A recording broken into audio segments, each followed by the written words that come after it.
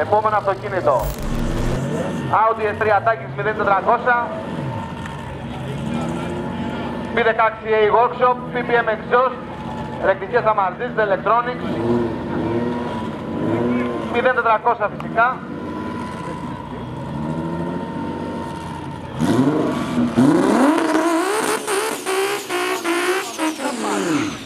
Λοιπόν, εχθές ο Τάκης άνοιξε το καπό, είχε μια ζημιά.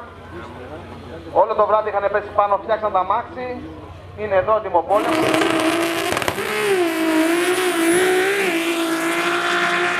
1-2-18 μέτρο. 5-3 τα 200. 8-2-29 με 2-72.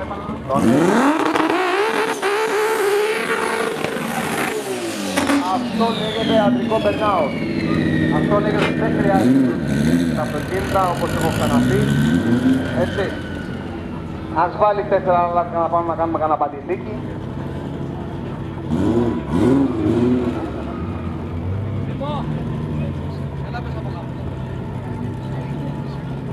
Ευχαριστούμε πάρα πολύ τον κόσμο.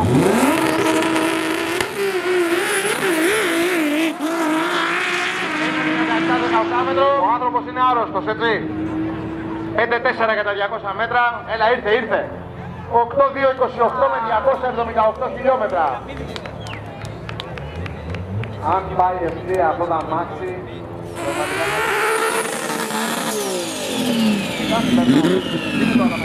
αυτό ακριβώς τώρα, αυτό το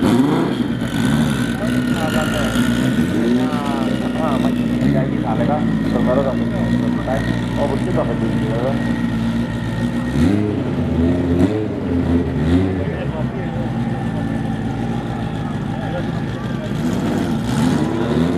Για να δούμε ένα τρομερό πέρασμα για τα δύο αυτοκίνητα. Απεντουλίδης εναντίον Παρασκευόπουλου. Έχει κλειδώσει στο δεξί διάδρομο. Free space και για τον αριθμό.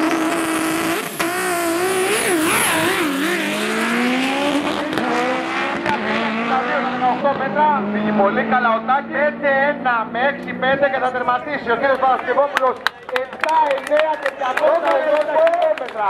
Το έκανε λοιπόν, πήγε στα 7. Συγχαρητήρια στην ομάδα του Τάκη του Παρασκευόπουλου. Στην επόμενη φάση θα περάσει ο κύριος Αφεντουλίδης, παρόλο που έκανε 9-4, γιατί ο κύριος Παρασκευόπουλος έσπασε το 8.